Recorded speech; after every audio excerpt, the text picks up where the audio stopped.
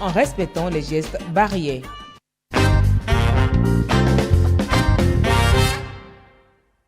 Stanislas Sagouane-Pouamoa, à nouveau, bonjour. Oui, bonjour Théodule Moussa, nous y sommes maintenant. Voilà, nous allons donc recevoir Maître Rodrigue Lito pour nous parler des nouvelles, des réformes, lois, des oui, réformes tout à fait, au de plan... ces dernières années. Exactement, au plan juridique. Maître Lionel Rodrigue Lito, bonjour. Bonjour Monsieur Stanislas, bonjour Monsieur Théodule, je salue les téléspectateurs. Il vous répond par notre voix. J'ai envie de vous dire bonne fête de l'indépendance déjà. Merci. J'espère que vous l'avez bien passé. Je la souhaite à tout le monde et je l'ai bien passé. Je l'ai bien vécu dans une très bonne ambiance. C'est ça. Une festivité marquante, comme l'a su bien dit le chef de l'État. On a toujours vu du beau avec ce monsieur. Et rien n'a toujours été standard. Il crée toujours quelque chose. Et quand on suit, on voit que c'est toujours pertinent. C'est ça. C'est vrai que vous parlez du chef de l'État avant d'entrer dans le vif du sujet. Rapidement, votre regard sur ce message à la nation où il a d'ailleurs fait un clin d'œil à ses prédécesseurs, les citant nommément pour ceux qui ne vivent plus et pour ceux qui vivent. Il a aussi parlé du personnel soignant qui est confronté au Covid-19. Il a salué leur courage et tout ça. Il parlait aussi des réformes. Des réformes également, c'est ça, des réformes qu'il a engagées à la tête de l'État depuis 2016. Mes pensées sont assez positives, notamment sur ce discours. C'est pour la première fois qu'il a rendu un hommage assez bien mérité à ses prédécesseurs. Il les a cités énormément. Il a même fait la part des choses. Ceux qui ne sont plus, il a bien salué le président Soglo et le président Boniyaï. Ensuite, il a félicité, il a remercié le personnel de la santé à cette époque rude de la Covid-19. Il les a exhortés à ne pas baisser les bras. C'est un sacerdoce après tout. Il est revenu sur ces réformes, lesquelles réformes continuent d'être assez visibles pour n'importe quel Béninois. On sent quand même que de 2016 à 2020, beaucoup de progrès continuent d'être pour le bonheur du peuple béninois tout entier. C'est ça. Alors, parlant de réforme, justement, c'est celle au plan juridique qui nous intéresse. Oui, ce matin. On va parler du code du numérique. Mais avant, il y a une réforme majeure au niveau de la loi fondamentale, la révision constitutionnelle qui a intervenu entre-temps. Ce n'était pas à gagner d'avance. J'ai envie de vous demander quelle appréciation vous en faites en tant que juriste.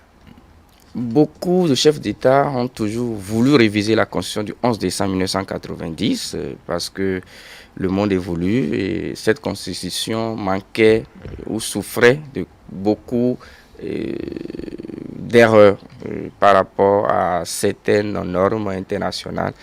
Et donc, il a tenté. Le président Boniyaï avait tenté avant lui, il n'a pas pu réussir. Le président Talon a tenté 2 fois. Et finalement, il a eu le courage, il a su manager pour qu'on en vienne là. Ça n'a pas été facile parce que la loi 2019-40 du 1er novembre 2019 qui a porté sur la révision de la Constitution du 11 décembre 1990 a fait d'énormes réformes. Beaucoup de progrès dans le cadre purement institutionnel, législatif ont été. Et quand on y prend garde, ce sont des progrès qui étaient vraiment utiles, nécessaires pour faciliter le développement. Parce que la Constitution, telle que rédigée en 91, ne permettait pas, en 90 plutôt, ne permettait pas certaines choses. La Constitution s'entourait plus ou moins de mythes, mais il fallait faciliter certaines choses pour qu'on aille un peu plus vite.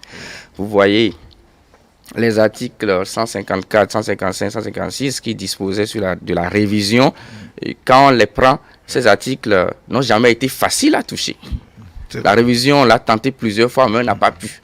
Donc, c'est toujours bien de voir comment faciliter les choses. C'est vrai que ces articles ne sont pas touchés, mais c'est juste un exemple pour vous dire que tout n'était pas rose au début. Donc, chemin faisant, il fallait forcément corriger. Voilà, c'est ça. Il y a désormais la ratification des accords de prêt par le gouvernement lui-même, ce qui ne se faisait pas avant. Est-ce que cela, selon vous, garantit la bonne gestion des finances publiques? À première vue, non. Parce que nous sommes dans un cadre purement démocratique et c'est la séparation des pouvoirs enseignée par John Locke, enseignée par Montesquieu. qui donne d'abord le premier pouvoir aux acteurs législatifs. Mais en réalité, c'est nécessaire et c'est important de codifier dans la Constitution cette ratification. Simplement parce que moi j'ai beaucoup fouillé au niveau du Parlement béninois, aucune mandature n'a jamais évité de voter une loi de ratification portant sur un accord de prêt, par exemple, portant sur un crédit. Parce que le gouvernement ne peut pas, dans son lobbying de diplomatie, aller chercher de l'argent de l'extérieur vers le pays et un député dira non, je ne vote pas. Ce n'est pas évident. De toute façon, ça n'a jamais été. J'espère que ça ne sera plus. C'est politique qui amène peut-être le pouvoir à prendre des ordonnances. Oui, les ordonnances, c'est beaucoup plus en matière de loi de finances par rapport au budget et autres, mais strictement dans le cadre des accords de crédit, des accords de prêt, la ratification a toujours passé. Mais ce qui a fondamentalement obligé les députés à mettre ça dans la loi qui a révisé la Constitution, c'est surtout à cause de la lenteur administrative. Vous imaginez un instant que nos députés sont en vacances parlementaires et qu'il fallait ratifier de toute urgence un accord de prêt. Et donc le président de l'Assemblée nationale convoque une session extraordinaire dans la foulée. Il n'y a que 7 députés qui sont au pays qui assistent, le quorum n'étant pas atteint, donc cette session ne s'ouvre pas. Alors qu'on a eu gratuitement de l'argent. Et il fallait juste faire ce tas de vote de ratification de cette loi. Donc voilà pourquoi, pour pallier à cette lenteur administrative, il a été intelligemment, moi j'ai vu que c'est intelligemment codifié, de permettre à l'exécutif de ratifier, d'utiliser déjà cela, et ensuite de rendre compte à l'Assemblée nationale 90 jours après. Donc le sens de rendre compte, le sens de toujours faire un bilan de ce qu'on dépense, permet déjà la bonne gestion des finances publiques. C'est intéressant. Si le gouvernement ratifié sans rendre compte, ça ce n'est pas bien. Donc on verra déjà qu'il y a quelque chose en dessous. Puisque le gouvernement rendra compte dans 90 jours, les députés pourront poser toutes les questions, les députés pourront savoir comment les sous ont été gérés ou comment les sous sont envisagés d'être gérés. Donc, voilà. Pour vous, il n'y a pas de souci à ce niveau. Il n'y a pas de souci, c'est juste un jeu intelligent pour permettre quand même que la lenteur ne soit pas des nôtres, parce qu'il faut être intelligent dans un monde intelligent. D'accord. Teddy Moussa, il y a eu aussi sur notre chantier la loi complétive sur le code électoral. Nous l'avons vécu récemment, au détour d'ailleurs même de l'élection, des élections communales et municipales à l'Assemblée nationale. Était-elle nécessaire? Avait-on besoin d'en arriver là? Oui, le code électoral méritait d'être interprété à cause de la situation que nous avons vécue au lendemain des élections communales. Il ne peut pas y avoir élection sans envisager l'installation de ceux qui sont élus. Du coup, le problème se posait au niveau de l'installation. Le code électoral méritait en ce moment d'être interprété très rapidement. C'est vrai que ça a pris par la procédure d'urgence. La loi a prévu l'urgence, la même loi prévoit l'ordinaire. Et donc, quand il faut déroger à l'ordinaire pour aller vite, il faut prendre la voie d'urgence. Donc, c'est ce qui a été fait pour rappeler le principe de base. Dans tous les systèmes politiques, dans toutes les facultés politiques et de sciences politiques, on enseigne que le jeu politique est animé par les partis politiques. Au Bénin, pendant longtemps, on s'est habitué à des personnes physiques devant, ce qui n'est pas bon. L'ANC, Jacob Zuma a été poursuivi pour corruption en Afrique du Sud. Mais c'est toujours l'ANC qui a gagné. Et donc, vous imaginez la même chose aux États-Unis, républicains, démocrates. On peut ne pas être d'accord avec la personne qui porte le parti, mais le parti demeure. Le parti est l'instance morale. C'est simplement ce que le code électoral, qui a réformé complètement le système partisan, est en train d'instruire au peuple béninois. On est habitué à des personnes qui sont devant. Et donc, vous imaginez, pour cette élection, dans une commune, par exemple, où il y a 20 conseillers élus, les 20 veulent tous être maires. Parce que le code électoral disait que, avant d'être interprété, il disait que voilà, ils ont tous le pouvoir d'être maires. Et donc, ça crée un cafouillage. Certaines communes ont pu facilement élire le bureau, les CA, les chefs d'arrondissement, mais d'autres n'ont pas pu le faire. Il fallait rapidement dire et compléter, interpréter en disant que le parti politique ayant eu la majorité désigne ses membres simplement, le maire, ses adjoints et les autres CA. C'est un jeu de majorité. Tant que le parti a la majorité, le parti reviendra à son instance disciplinaire, décidera de qui sera. Vous imaginez, c'est parce qu'il y avait l'hyperpuissance de l'argent, il y avait les transhumances, où on pouvait balancer de gauche à droite, que cette question durait. Et donc, c'est dangereux de considérer qu'il y a eu élection, des milliards ont été dépensés, et la Sénat est là, a fait son travail, et juste l'installation bloque. Rapidement, le Parlement doit intervenir. C'est son devoir, c'est son rôle, et rien n'a été fait contre le sens du droit. Ça a été fait à bon droit. Très bien. Mais certains estiment que nos communes, sinon la décentralisation, la 4e mandature, elle est bicéphale, parce qu'il y en a qui ont été élus normalement, et il y en a qui ont été nommés, c'est-à-dire désignés après l'interprétation. Alors que ça pose problème. Quelle interprétation faites-vous? Juridiquement, ça ne pose pas problème. D'accord. Vous savez que c'est la même élection. C'est au cours de cette même élection que ceux-là ont été élus. Et l'article 2 du Code civil dit ceci. La loi ne dispose que pour l'avenir, elle n'a point d'effet rétroactif. C'est un principe général du droit qui s'enseigne partout. Le Bénin ne déroge pas. Nous avons hérité du droit du système romano-germanique. Donc, nous-mêmes, nous sommes dans cette dynamique.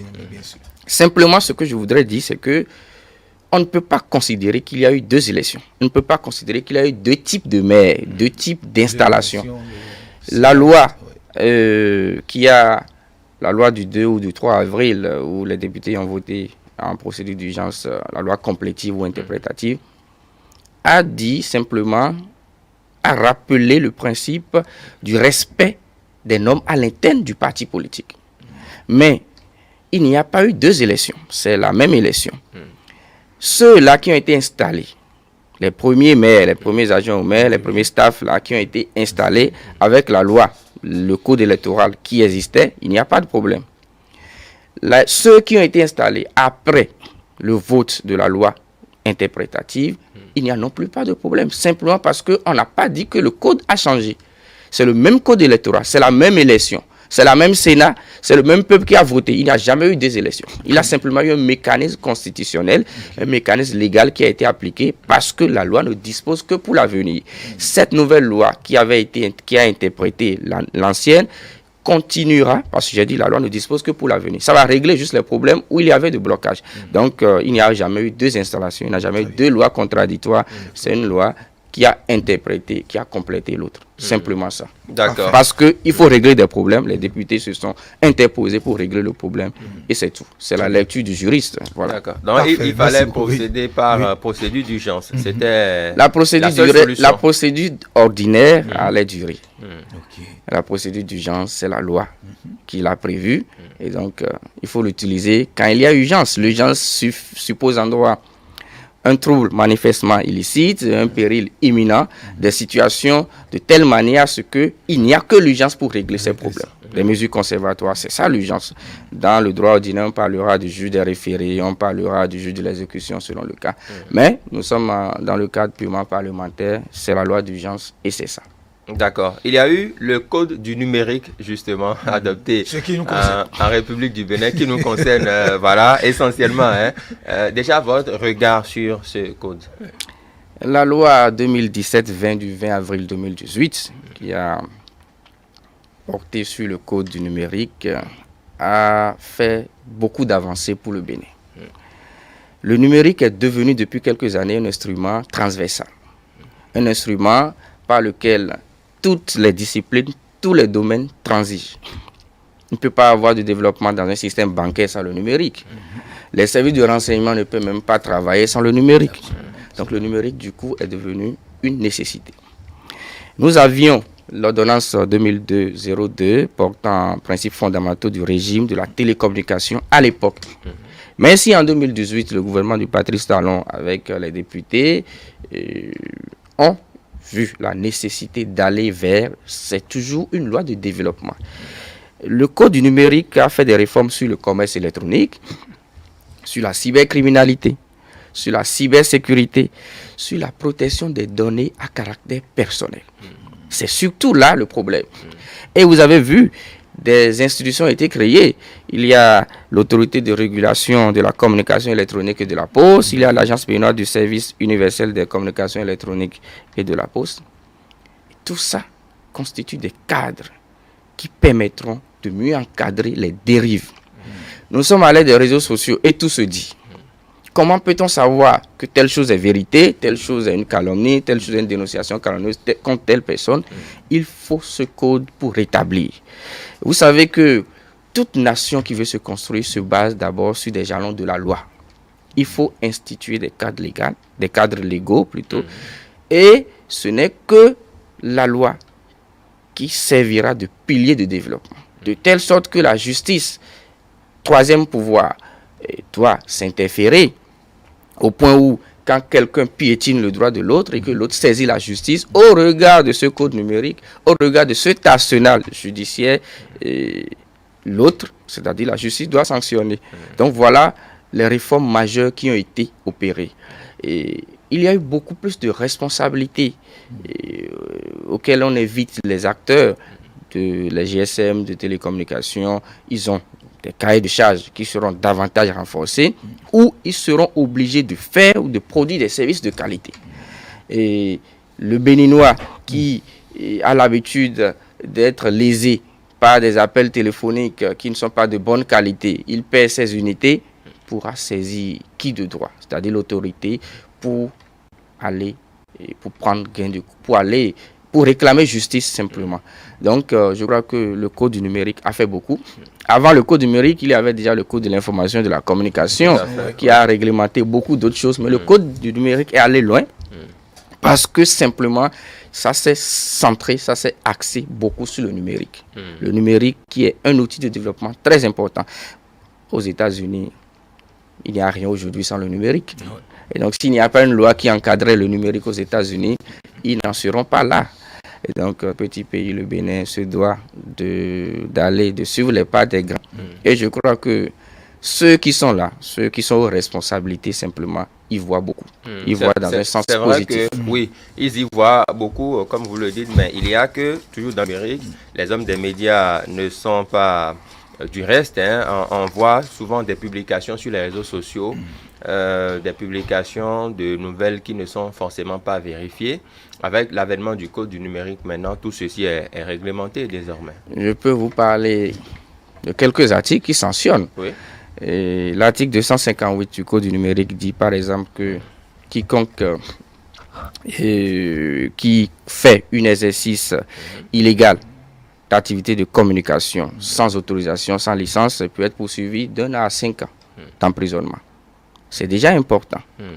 L'article 260 parle de l'exercice d'une activité de communication sans autorisation et celui-là pourra être sanctionné d'1 mois à 6 mois. Ensuite, d'amende. L'article a aussi parlé le code a aussi parlé de la procédure. Il faut d'abord saisir le président de l'autorité de régulation qui va faire ses analyses, ses investigations et qui va dire le droit parce que c'est une autorité légitimement connue. Dès lors que l'autorité, le président, constate que les faits sont de nature purement pénale, il va saisir le procureur de la République. Et ça, c'est l'article 243 du code du numérique qui l'a dit. Donc, c'est en même temps un code qui dispose de normes, c'est en même temps un code sanctionnateur. C'est un code qui constitue un arsenal plein dans le droit. Donc, c'est une loi de développement, simplement. Il n'y a pas que les Béninois.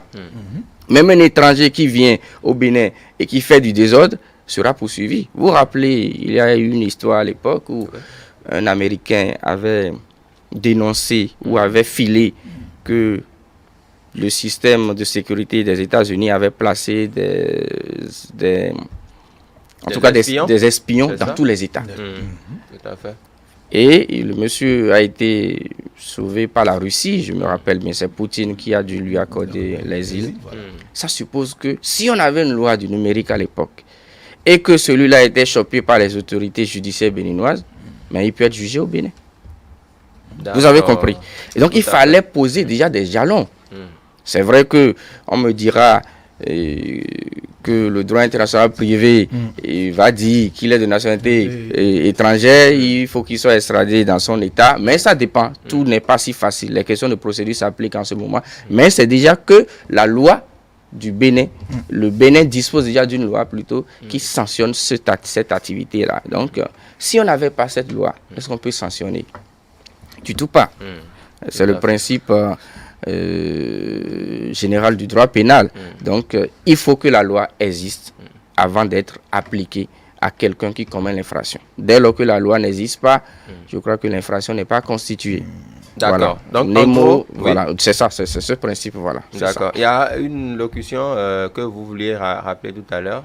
Non, c'est le principe, c'est la loi de Beccaria qui dit nullum crimen nulla poena sine lege. Pas de peine, pas de crime sans test. D'accord. Voilà, c'est ça. D'accord. En gros, les réformes au plan juridique, les quelques axes que nous avons abordés, cela contribue au développement de notre pays. Oui, évidemment. Si je reviens par exemple dans la Constitution révisée, on a vu la discrimination positive des femmes. C'était de la pure littérature. On disait que les femmes étaient, entre griffes, moins représentées. Mais la Constitution est allée loin. On a responsabilisé davantage les femmes. En 2026, il y aura au moins 24 femmes au Parlement. C'est déjà très intéressant. Il y a ce poste de vice-président que tout le monde conteste, mais en réalité, c'est d'une nécessité capitale. Oui, parlons justement de ce poste de vice-président. Donnez-nous quelques explications, beaucoup plus pour éclairer la lanterne de ceux qui nous suivent en ce moment. Est-il nécessaire, selon vous, de créer ce poste? Moi, je remercie la réflexion et le talent de celui ou de ceux-là qui ont créé ce poste, qui ont quand même émis la volonté de créer ce poste pour que ça soit ensuite codifié dans la loi. En réalité, tout part de la volonté de faire réduire les frais. On a parlé du couplage des élections. S'il y a une année électorale au cours de laquelle toutes les élections sont créées et il y a eu élection, le couplage suppose que autant de milliards ont été investis pour toutes ces élections. Supposons qu'en 2026, il y a eu élection générale, couplage de toutes les élections. Et que le chef de l'État, à peine élu, 2 mois après, a une situation où la vacance du pouvoir est décrétée. C'est dit que le président de l'Assemblée nationale assumera l'intérim et 1 mois après organisera les élections. Si 1 mois après, on organise encore les élections, ça fausse déjà les données en matière d'années de mandat. Ce n'est plus les 5 ans d'élections couplées qui vont aboutir au même nombre d'exercices du pouvoir. Ensuite, s'il fait encore de nouvelles élections, on déroge déjà au principe de couplage. Parce que l'argent était où? On va encore prendre autant de milliards pour organiser uniquement l'élection présidentielle. Parce qu'il y a eu vacance du pouvoir. Ce n'était pas bien réfléchi. Autant créer ce poste de vice-président qui soit là. Et donc, dès lors que la vacance est décrétée, il continue. Il assure la présidence de la République pendant le nombre de jours pour que le mandat soit le même avec les autres instances élues, le Parlement ou les élus locaux. Et donc, c'est cette philosophie qui a amené à réfléchir et à proposer ce poste de vice-président. Et il est dit, le vice-président n'est pas là pour challenger le président de la République. Il est juste là, il a un titre honorifique. Et donc, c'est dès lors qu'on va constater que le chef de l'État n'est plus valide juridiquement pour assurer que celui-là viendra. Simplement parce qu'il faut éviter de dépenser encore autant de milliards pour dire qu'on allait créer, qu'on allait refaire les élections. Donc, il est dit qu'il est élu en duo avec le chef de l'État. Et donc, il n'y a pas eu 2 chefs d'État. C'est toujours la même équipe, le même parti politique qui aura la majorité. Parce qu'on parle maintenant de partis politiques, on ne parle plus de mouvements, on ne parle plus d'individus. Où vous voyez des gens qui ne sont même pas moralement, psychologiquement en forme, qui se présentent pour être chef d'État. Et c'est bien après étude des dossiers qu'on dit, voilà, on perd le temps. D'accord. Il faut aller loin. Donc. Alors, on ne peut pas parler de ce pan de la chose sans aborder le parrainage. Votre avis sur le parrainage? Ça fait couler beaucoup d'encre et de salive, c'est l'édita. Oui, le parrainage est aussi intelligent. En fait, ce système de réforme partisan, du système partisan, a beaucoup de conséquences. Si les Béninois estiment que la question du vice-président, la question du parrainage, ce sont des questions nouvelles auxquelles ils n'étaient pas habitués, c'est parce que, intelligemment, ceux-là qui ont voté la nouvelle constitution savent qu'il peut y avoir de blocage. Parrainer suppose que certaines personnes se réunissent pour dire « je donne mon onction à telle personne ». Tout à fait. Simplement parce que on n'est plus dans un système de personnes physiques, mais on est dans un système de partis politiques, d'ensemble. Et donc, vous imaginez qu'il peut y avoir au sein du même parti politique des voix discordantes, où des gens diront, voilà, je ne l'apprécie pas. Et donc, cette question de parrainage est bien réfléchie pour pallier à ça. Vous avez vu la question de quitus. Oui.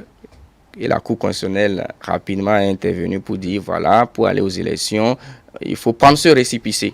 Mais ce n'était pas légal. C'est de la jurisprudence qui a continué le défaut de la loi. Et donc, cette question de parrainage, ça serait beaucoup plus explicité. Vous allez voir, beaucoup de communications vont réexpliquer le fond, le fondement de tout ça. Mais croyez-moi, c'est juste pour pallier à une situation qui pourrait se poser dans l'avenir. La même chose comme la loi interprétative du code électoral.